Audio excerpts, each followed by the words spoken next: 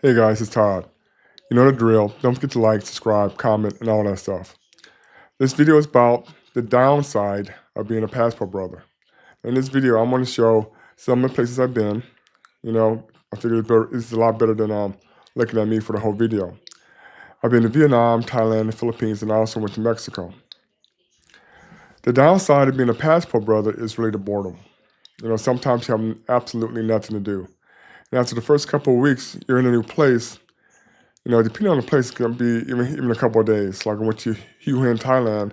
That's about a week. I pretty much saw the whole town, and and where I was at in the Philippines or Thailand, I was always on a scooter, so I went all over the place. But after that, you're pretty much bored.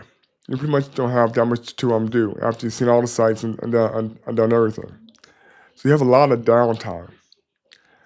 And during that downtime, you're really not too sure what to do. There's nothing really on TV. You get kind of sick of watching, YouTube and TikTok,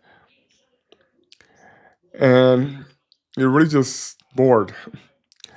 So what I did was I spent a lot of money at the coffee shops.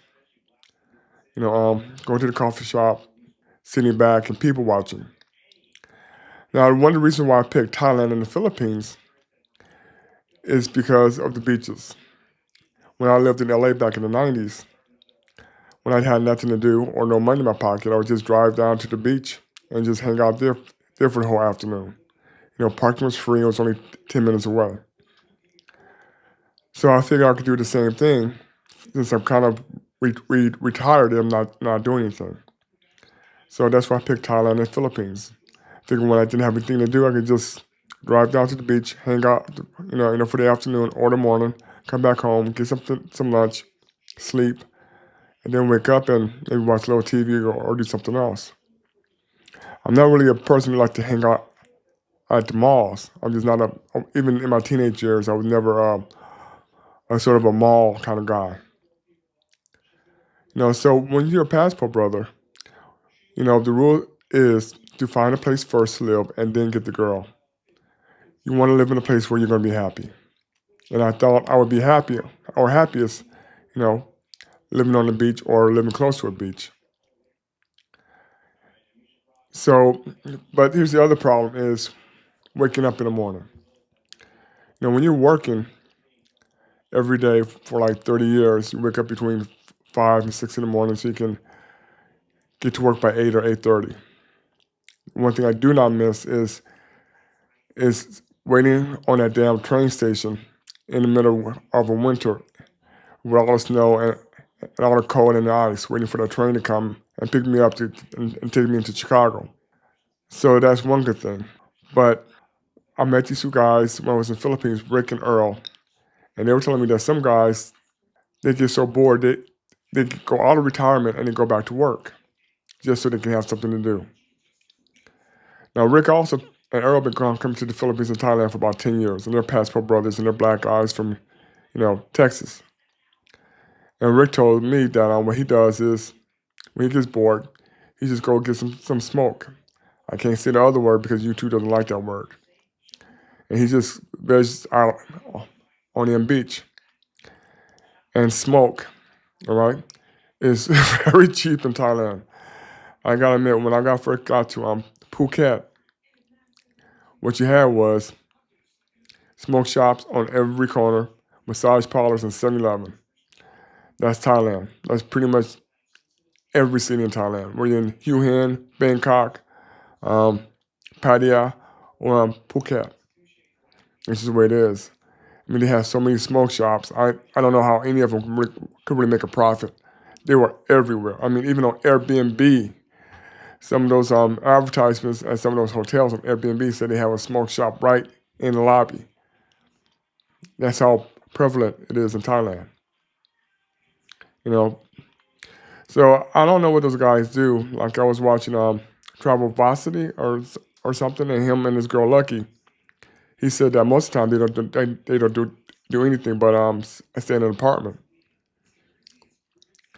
Yeah, Thailand is great, and so does Philippines. And you can find a very nice apartment for about $450 to $600 a month, and two bedrooms for $600 a month. You can rent a house in the Philippines for like $300 to $400 a month. So you can do the same thing in Thailand. And you can hang out at the pool all day long, but hanging out at the pool is kind of boring. You can go to the gym and exercise, but even that gets kind of monotonous. So being in retirement in the other countries can be a little bit boring, not having that much to do. Then you have the rainy season, and that's between June, July, August, and September. And that's when it rains a lot. And that's when you really have nothing to do. You can't even go outside for like a couple of days straight because of the rain. So I met another guy, and what he does is he leaves during those months, and comes back to the United States. He lives up in Oregon, and then in September he comes back to Thailand. Then in Christmas he leaves again because he goes to Phuket, and that's a tourist town, and it becomes very, I say, party city. So that's the other thing. So when you live in some of these places, you gotta also look at the seasons, because like he was telling me, he loved Phuket except for during the Christmas season because that's when all the tourists come in and people make a lot of noise and drink a lot and get into fights on the street and get kicked out of Thailand. Um, I don't think Pattaya has the same thing, but Pattaya is not as big of a tourist town as Phuket. So when you're a passport brother, you got to realize, look at your lifestyle. Look at what's going on within those areas that you want to live for the whole year. Like I said, Phuket is a party town, and during the months of November, December, and January, it may not be a great place to live. I mean, the weather is going to be great, but that's when they get a lot of people, a lot of tourists, and a lot of rowdy tourists who drink a lot and can make a lot of trouble. And what he was telling me also is, since they drink all the time, he could never get any sleep because people are just drinking and coming in at all times of the night. And then you gotta look at, if you're in the Philippines, if you're all in the provinces, there's really nothing out there. I mean, some of those places in the provinces, there are no cell phone and there's no internet service. And they have a lot of brownouts, where the electricity goes out. And if you're in a city in the Philippines, it can be really nice, whether in Cebu or Manila. You're always close to a mall, or you're going to be close to a mall. I mean, that's guaranteed. All the restaurants, all the shops, the hardware store, everything is there. So are you that type of guy who don't mind hanging out at the pool, I guess? And are you the type of guy that doesn't mind hanging out at the pool and walking downstairs to the restaurants and shops?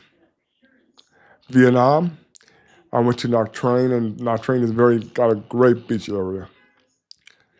And it's very nice. Not too many shops. They may have a couple of malls, but they're not as big as ones in the Philippines or Thailand. And you got a lot of areas like Nha Trang within Vietnam that are nice beachfront areas. So, like I said, when you consider a place to live, consider a lifestyle and the seasons. Are there going to be a big party area? Is there enough things for you to do to keep you occupied? Um, what happens if you don't find them? Well, you're going to find a girl no matter what. I mean, as soon as they find out that you're there for the long term, women are going to be interested in you just because you are a United States citizen or from the United States. Because for the rest of the world, United States men have a lot of status because our country is the richest and most powerful country in the world, and that gives us a lot of status. All right? And so, in these countries, we don't have to have a lot of money. Like I said, you can live comfortably for about $1,200 a month. Like I said, my rent with utilities were like $450 a month. My little scooter rental was $120 a month, and then food I never cooked was like $900 a month, or rounded up to $1,000. Because I ordered all of my food through on Grab. If I cooked, I would have knocked it down. So my whole monthly expenses, if I stayed, whether or not it was in Thailand, the Philippines, or Vietnam, would have been about $1,200 a month max. But that doesn't include dating, and that doesn't include coffee shops. I spent a lot of money at the coffee shops because I had pretty much nothing to do. So that's about it, guys. I just wanted to let you know that there are some downsides to being a passport brother. It's not completely all sunshine and roses and all this stuff. But compared to standing outside in the middle of winter, waiting for that train to pick you up to take you down to work, or driving 2 to 3 hours every day one way to get to work, it's a lot better. All right, adios.